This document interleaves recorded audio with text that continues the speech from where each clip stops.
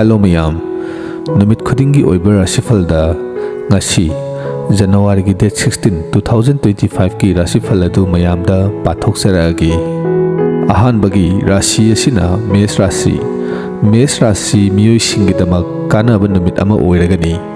Adum oinamak nahaki nupa natraga nupiga khenaba leibana nahaki wakhal adu nungaitaba leigani.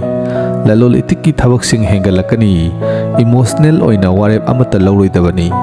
Paba amasung iba matam kaithokpiu marup amagi matengna income hengalakpa yai. Mathangi Rashi asina Brisha Rashi.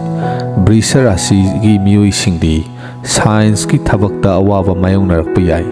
Thabak mafamda thabak ki pressure leibana maram oidana work pressure wangani. Ipa imagi ana yek ingsinbiu yumgi chayetnaba sing thingzilu.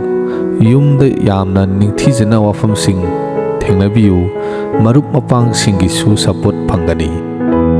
Mathangi Rashi asina Mithun Rashi. Mithun Rashi science ki miyoi sing ngasidi thajaba mapung phana leigani. Haksangi phibam phagalakani nahaki angang singdagi afaba pau phanglaba yai. Huranba thokpa yai. Nahaki nungsijaraba miyoi singdagi support phangani. Adomna professional oina mai pakpa ngamgani. Haksangi phibam asi mayai oina phaba oigani. Mathangi Rashi asina Karkat Rashi.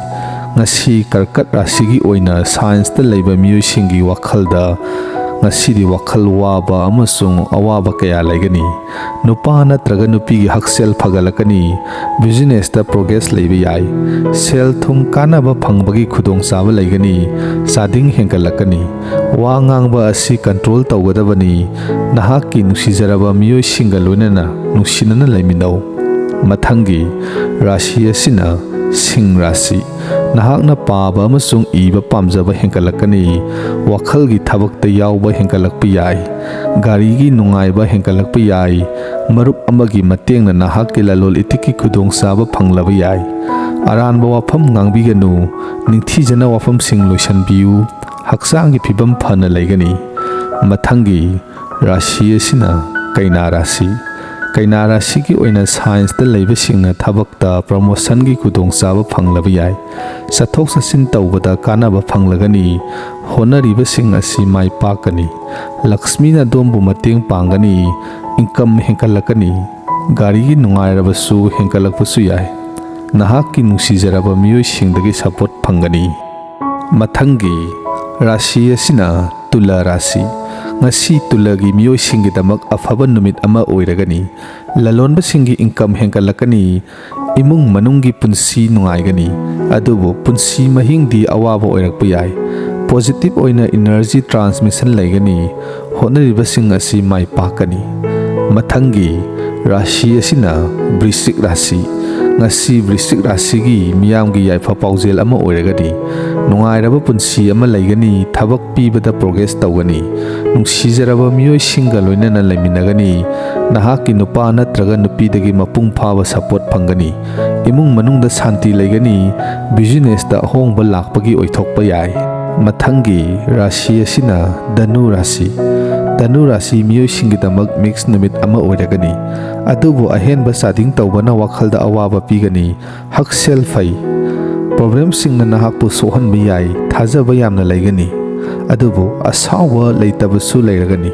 Rajniti tawba miyoi amaga unarakpa yai. Adomna awangba thaki official singdagi support phangani. Mathangi Rashi asina Makar Rashi. Makarda leiba miyoi singna mapung phana thajaba thamgani. Nahakna nahaki ima ipadagi support phangani. Dharmagi oiba matangda interest halakpa yai. Lalol itikki thabak sing henkalakani. Kanaba phangani. Khudong sabasu leiragani. Sel thungi wafam sing loisingani. Adomna afaba pau ama phangani. Haksel fana leigani. Mathangi Rashi asina Kumbha Rashi. Kumbha Rashi ta leiba miyoi singi damak science ki miyoi singna ngasi makhoigi thabakta officer singdagi mateng phanglagani. Thabak pibada progress tawgani. Adomna professional oiba mai pakpa phangani. Haksel gi matangda pukning sangba mathau tai. Progress ki lambi semlagani. Mathangi Rashi asina Min Rashi.